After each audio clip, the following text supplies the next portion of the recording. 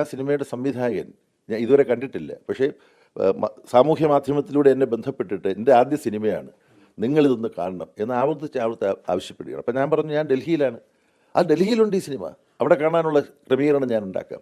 അപ്പോഴൊന്നും ആരൊക്കെയാണ് ഈ സിനിമയിലുള്ളത്? ഈ നവാഗത സംവിധായകൻ്റെ ദേബു ഫിലിം, അദ്ദേഹത്തിൻ്റെ ആദ്യത്തെ സംവിധാനം.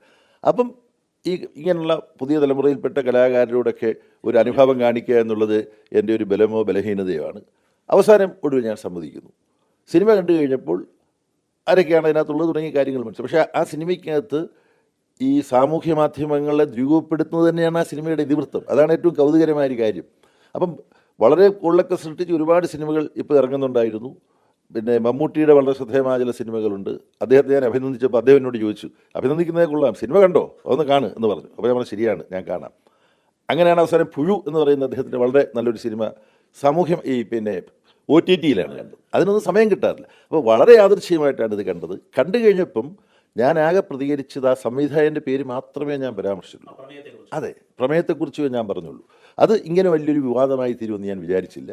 ഇങ്ങനെ വലിയൊരു വിവാദമായി തീരുമെന്നുണ്ടായിരുന്നെങ്കിൽ അത് ഒഴിവാക്കുക തന്നെയായിരുന്നു ചെയ്യേണ്ടിയിരുന്നത്. കാരണം ഞാനിപ്പോൾ ഒരു വ്യക്തി മാത്രമല്ല, ഞാനൊരു സംഘടനയുടെ ഒരു പ്രസ്ഥാനത്തിൻ്റെ ആളാണ്. അപ്പോൾ ആ പ്രസ്ഥാനത്തെ കൂടി വിവാദത്തിലേക്ക് കൊണ്ടുവരുന്നതിനിടയാക്കി അത് എന്നുള്ളത് ഞാൻ തിരിച്ചറിയുന്നു. അതാണ് എൻ്റെ ഫേസ്ബുക്ക് പോസ്റ്റിനകത്ത് ഞാൻ വ്യക്തമാക്കിയത്.